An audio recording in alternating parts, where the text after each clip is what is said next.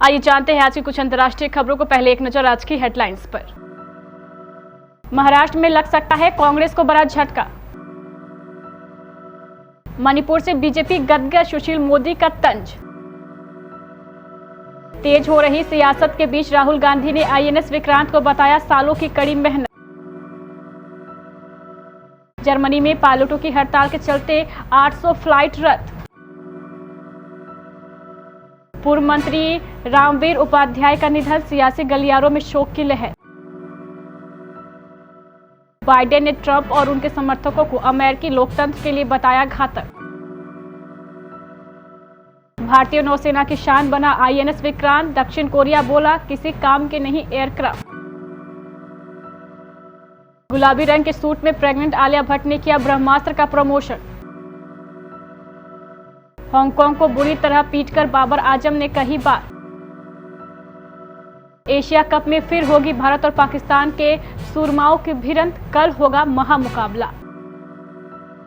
महाराष्ट्र में कांग्रेस पार्टी को बड़ा झटका लगने वाला है। दिग्गज नेता अशोक चौहान गुरुवार को गणेश दर्शन के लिए वर्ली स्थित मुख्यमंत्री एकनाथ शिंदे के ओएसडी आशीष कुलकर्णी के घर पर पहुंचे थे, जहां उन्होंने महाराष्ट्र के उप मुख्यमंत्री देवेंद्र फडणवीस से भी मुलाकात की थी। इस बात की संभावना जताई जा रही है कि वह कभी भी भारतीय जनता पार्टी का दामन थाम सकते हैं।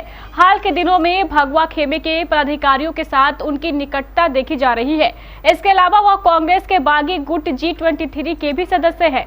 उन्होंने हाल ही में कांग्रेस से इस्तीफा देने वाले गुलाम नबी आजाद से भी मुलाकात की थी। मणिपुर में जदयू को बड़ा झटका लगा है। पार्टी के 6 में से 5 विधायक शुक्रवार को बीजेपी में शामिल हो गए। मणिपुर में जेडीयू विधायकों ने उस वक्त पाला बदला जब नीतीश कुमार की जनता दल यूनाइटेड ने आज पटना में पार्टी की राष्ट्रीय कार्यकारिणी की बैठक बुलाई है। इस बैठक से ठीक एक दिन पहले विधायकों के साथ छोड़ने से जेडीयू को बड़ा नुकसान माना जा रहा है। एक तरफ भारतीय नौसेना को कल अपना पहला स्वदेशी एयरक्राफ्ट कैरियर आईएनएस विक्रांत मिल गया, वहीं दूसरी तरफ कांग्रेस लगातार इसे लेकर केंद्र की मोदी सरकार पर निशाना साध रही है। तमाम नेताओं के बाद अब कांग्रेस के पूर्व अध्यक्ष राहुल गांधी ने भी इसे लेकर तंज कसा है। उन्होंने बधाई देते हुए इसे सालों की कड़ी मेहनत बताई है। दरअसल राहुल गांधी ने ट्वीट कर कहा कि नौसेना डिजाइन ब्यूरो और कोचिन शिपयार्ड को कई वर्षों की कड़ी मेहनत के बाद बहुत बहुत बधाई, जिससे आईएनएस विक्रांत का सपना साकार हुआ। भारत का पहला स्वदेशी निर्मित विमान वाहक पोत आईएनएस विक्रांत भारत की समुद्री सुरक्षा के लिए एक अहम कदम है। जर्मनी में पायलटों की हड़ताल का असर भारत में भी देखने को मिल रहा है। यहाँ दिल्ली के इंदिरा गांधी एयरपोर्ट पर यात्रियों को वैकल्पिक फ्लाइट के लिए घंटों इंतजार करना पड़ रहा है। दरअसल जर्मनी में लुफ्थांसा एयरपोर्ट ने पायलटों की हड़ताल के चलते 800 फ्लाइट रद्द कर दी है। एयरपोर्ट की डीसीपी तनु शर्मा ने बताया है कि रात में डिपार्चर गेट नंबर 1 के सामने भीड़ जमा हो गई थी। इसकी सूचना देर रात 12 बजे के बाद मिली थी, जिसमें बताया गया था कि डिपार्चर गेट के सामने मेन रोड पर भीड़ जमा हो गई है। पूर्व मंत्री और भाजपा नेता रामवीर उपाध्याय का देर रात आगरा में निधन हो गया। वह लंबे समय से कैंसर से जूझ रहे थे। रामवीर उपाध्याय के निधन से हाथरस और आसपास के क्षेत्र में शोक की लहर दौड़ गई है। हाथरस की सियासत के पर्याय समझे जाने वाले रामवीर उपाध्याय आखिर मौत से हार गए। लंबे समय से कैंसर से जूझ रहे उपाध्याय को आगरा स्थित आवास से देर रात हालत बिगड़ने पर आगरा के रेनबो अस्पताल ले जाया गया, जहां चिकित्सकों ने उन्हें मृत घोषित कर दिया। राष्ट्रपति जो बाइडेन ने अमेरिकियों को चेतावनी दी है कि उनके पूर्ववर्ती डोनाल्ड ट्रंप और उनके कट्टर अनुयायी लोकतंत्र को कमजोर करने की कोशिश कर रहे हैं। बाइडेन ने लोगों से उन अतिवादियों का सामना करने के लिए कहा है जो सत्ता की तलाश में राजनीतिक हिंसा की आग को भड़काते हैं। फिलाडेल्फिया के प्रतिष्ठित इंडिपेंडेंट हॉल से एक प्राइम टाइम स्पीच में बाइडेन ने रिपब्लिकन पार्टी पर तीखा हमला किया और चेतावनी दी कि ट्रंप के मेक अमेरिका ग्रेट अगेन के समर्थन का एजेंडा अमेरिकी लोकतंत्र के लिए खतरा है।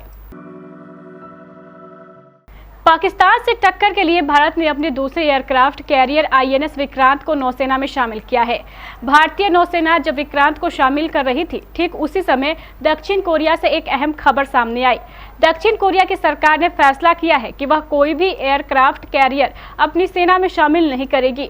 इसकी जगह पर दक्षिण कोरिया किलर मिसाइलों से लैस अत्याधुनिक पनडुब्बियों की फौज बनाने जा रही है, ताकि उत्तर कोरिया, चीन और रूस के किसी खतरे का करारा जवाब दिया जा सके।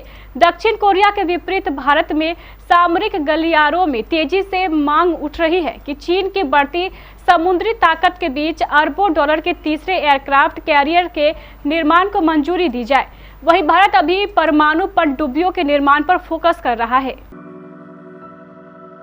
रणबीर कपूर और आलिया भट्ट जोर शोर से फिल्म ब्रह्मास्त्र का प्रमोशन करने में लगे हुए हैं। अयान मुखर्जी के निर्देशन में बनी ये फिल्म 9 सितंबर को रिलीज हो रही है। इस बीच ब्रह्मास्त्र की टीम फिल्म का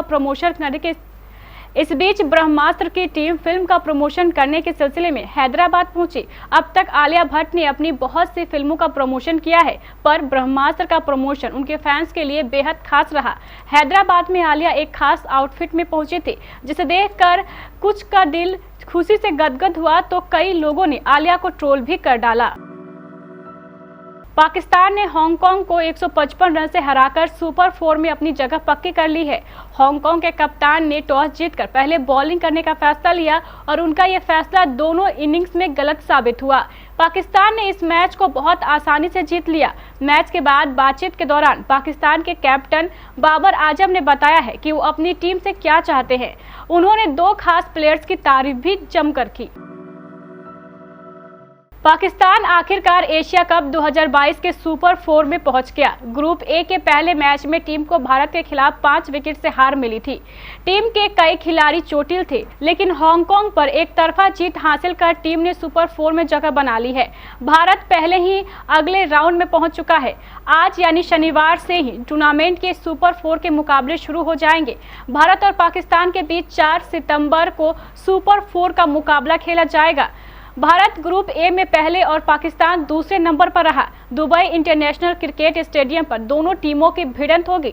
दोनों के बीच पहला मुकाबला भी इसी मैदान पर खेला गया था।